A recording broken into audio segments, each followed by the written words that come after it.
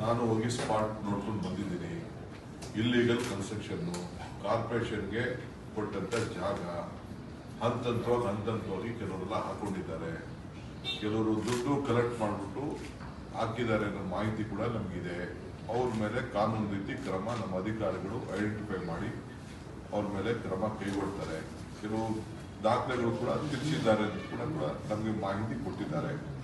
ಆದರೆ ಮಾನವೀಯತೆ ದೃಷ್ಟಿಯಿಂದ ಮುಖ್ಯಮಂತ್ರಿಗಳ 1 lakh ಹೌಸಿಂಗ್ ಸ್ಕೀಮ್ ಇದೆ. ನಮ್ಮ ಜಮೀರ್ ಅವರಿಗೆ ಜವಾಬ್ದಾರಿಯನ್ನು ನಾವು ವಹಿಸಿದ್ದೀವಿ. BBMPಯಿಂದ 5 ಲಕ್ಷ ರೂಪಾಯಿ ನಾವು ಅವ್ರಿಗೆ ಪ್ರತಿಯೊಬ್ಬರಿಗೂ ಯಾರಿಗಿಲ್ಲ ಅದನ್ನ ಹುಡುಕಿ ಕೆಲವರೆಲ್ಲ ಸ್ಕೀಮ್ನಲ್ಲಿ ಕೆಲವರು ಏನಾಗಿದೆ, ಕೆಲವರು ಮನೆ ಇದ್ರೂ ಕೂಡ ಬಂದು ಕೆಲವರು ಸೇರ್ಕೊಂಡಿರ್ತಾರೆ. ಯಾರು ಮನೆ ಇಲ್ಲದೆ ಯಾರು ಹುಟ್ಟಿಲ್ಲ, ಎಲ್ಲರಿಗೂ ಎಲ್ಲೆಲ್ಲವೂ ಮನೆಗಳಿರ್ತವೆ. ಉದ್ಯೋಗಕ್ಕೋಸ್ಕರ ಬೆಂಗಳೂರಿಗೆ ಬಂದು ಸೇರ್ಕೊಂಡಿರ್ತಾರೆ. ಕೆಲವರೆಲ್ಲ ಅಗ್ರಿಮೆಂಟ್ ಮಾಡ್ಕೊಂಡಿದ್ದಾರೆ, ಬಾಡಿಗೆ ಅಂತ ಅಂದ್ಬಿಟ್ಟು ಬಂದು ಸೇರ್ಕೊಂಡಿದ್ದಾರೆ. ಬಾಡಿಗೆ ಅಂತ ಅಂದ್ಬಿಟ್ಟು ಗೌರ್ಮೆಂಟ್ ಜಾಗದಲ್ಲೇ ಕೂಡ ಕೆಲವು ಅಗ್ರಿಮೆಂಟ್ ಮಾಡ್ಕೊಂಡಿದ್ದಾರೆ. ದಾಖಲೆಗಳೆಲ್ಲ ನಮ್ಮ ಹತ್ರ ಇದೆ. ಅದಕ್ಕೆ ಈಗಾಗಲೇ ನಮ್ಮ ಅಧಿಕಾರಿಗಳಿಗೆ ಪ್ರತಿಯೊಬ್ಬರಿಗೂ ಇಂಡಿವಿಜುವಲ್ ಕೇಸಸ್ ನೋಡ್ಕೊಳ್ಳಿ ಅಂತ ಹೇಳಿದ್ದೀವಿ. ಟೆಂಪ್ರರಿ ಆಗಿ ಅವ್ರಿಗೆ ಇರ್ಲಿಕ್ಕೂ ಕೂಡ ಬೇರೆ ವ್ಯವಸ್ಥೆಯನ್ನು ಮಾಡ್ಕೊಡೋಕ್ಕೆ ನಾವು ಸಜ್ಜವಾಗಿದ್ದೀವಿ. ಊಟ ಕೊಡ್ತೀವಿ, ಜಾಗ ಕೊಡ್ತೀವಿ. ಈ ಮಧ್ಯದಲ್ಲಿ ನೆಕ್ಸ್ಟ್ 3 days ನಮ್ಮ ಹೌಸಿಂಗ್ ಡಿಪಾರ್ಟ್ಮೆಂಟ್ ಅವರು ಅದನ್ನ ಪ್ರತಿಯೊಂದು ನಮ್ಮ ಜಿಲ್ಲಾಧಿಕಾರಿಗಳು ಮತ್ತು ನಮ್ಮ ಕಾರ್ಪೊರೇಷನ್ ಅವರು ಎಲ್ಲ ಸೇರಿ ಪ್ರತಿಯೊಂದು ಕೇಸು ಐಡೆಂಟಿಫಿಕೇಶನ್ ಮಾಡ್ತಾರೆ. ಅವ್ರ ವೋಟರ್ ಲಿಸ್ಟ್ ನೋಡ್ತಾರೆ, ಆಧಾರ್ ಕಾರ್ಡ್ ನೋಡ್ತಾರೆ, ಎಲ್ಲಿಂದ ಬಂದಿದ್ದಾರೆ ಅಂತ ಚೆಕ್ ಮಾಡ್ತಾರೆ. ಚೆಕ್ ಮಾಡಿಕೊಂಡು ಅವ್ರಿಗೊಂದು ಆಲ್ಟರ್ನೇಟಿವ್ ಪರ್ಮನೆಂಟ್ ವಸತಿ ಕೊಡೋಕ್ಕೆ ವ್ಯವಸ್ಥೆ ಮಾಡ್ತೀವಿ. ನಮ್ಮಲ್ಲೊಂದು ಸ್ಕೀಮ್ ಇದೆ, ಯಾರ್ಯಾರಿಗೆ ಮನೆ ಇಲ್ಲ, ಸೈಟ್ ಇಲ್ಲ ಅಂತ ಕೊಡಬೇಕು ಅಂತಿದೆ.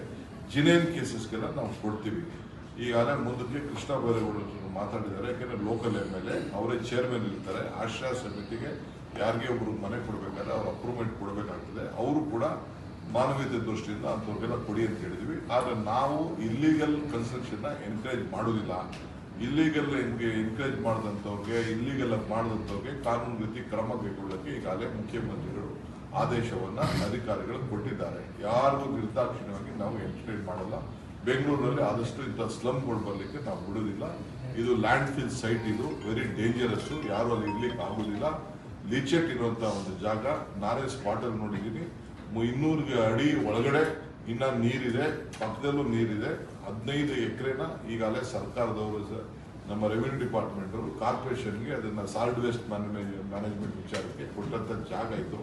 ಅದರಿಂದ ಅಲ್ಲಿ ನೋಡಿ ಸುತ್ತಮುತ್ತಲು ಪರಿಸರನ ಕಾಪಾಡಲಿಕ್ಕೋಸ್ಕರ ವ್ಯವಸ್ಥೆಯನ್ನು ಮಾಡಿದ್ದೀವಿ. ಬಟ್ ಇವತ್ತು ನಾವು ಬೇರೆಯವ್ರಿಗೆ ನಾವು ರಾಜಕಾರಣ ಮಾಡಲಿಕ್ಕೆ ಅವಕಾಶ ಕೊಡೋದಿಲ್ಲ. ನಾವು ನಮಗೆ ನಮ್ಮ ವರಿಷ್ಠ ನಾಯಕರು ಈ ರೀತಿ ಬರ್ತಾ ಇದೆ ನೋಡಿ ಅಂತೇಳಿ ನಮಗೆ ಸ್ವಲ್ಪ ಸಲಹೆಗಳನ್ನ ಕೊಟ್ಟಿದ್ದಾರೆ. ನೋಡಿ ಇದನ್ನ ರಾಜಕಾರಣ ಮಾಡ್ತಾ ಇದ್ದಾರೆ ಅಂತ. ಅದಕ್ಕೆ ಮುಖ್ಯಮಂತ್ರಿಗಳು ಇದನ್ನು ಗಮನ ಹರಿಸಿ ಮುಂದಕ್ಕೆ ಇದನ್ನು ಯಾವ ರೀತಿ ಬರಬಾರ್ದು ಅನ್ನೋ ದೃಷ್ಟಿಯಿಂದ, ಮಾನವೀಯತೆ ದೃಷ್ಟಿಯಿಂದ ಅವ್ರಿಗೆಲ್ಲ ಒಳ್ಳೆ ಮನೆಗಳನ್ನು ಕೊಡಬೇಕು, ಯಾರಿಗಿಲ್ಲ ಅಂತವ್ರು ಮಾತ್ರ ಕೊಡಬೇಕು ಅಂತ ತೀರ್ಮಾನ ಮಾಡಿದ್ದಾರೆ. ಸೊ ಅವ್ರಿಗೆ ಮಿಕ್ಕಿದವ್ರಿಗೆ ಸರ್ಕಾರದಿಂದ ನಾವು ಕೆಲವು ಸಬ್ಸಿಡಿಗಳು ಕೂಡ ಇದೆ.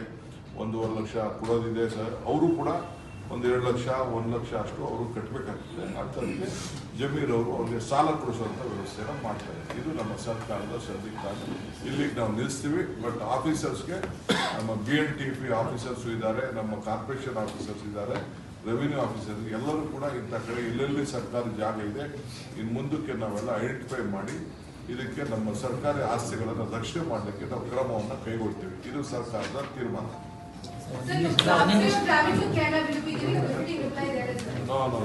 No, there is a different case.